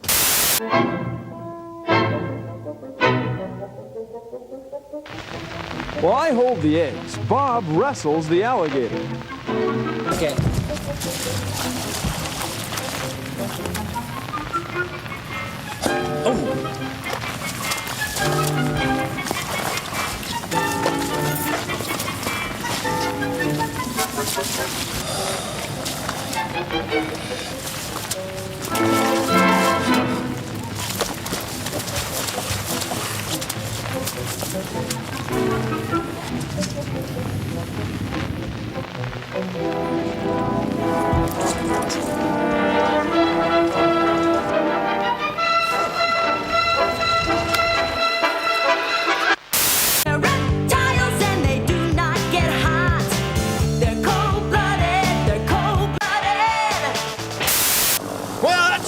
Thanks for watching. If you'll excuse me, I've got some reptilian ecosystems to investigate. See ya! Produced in association with the National Science Foundation.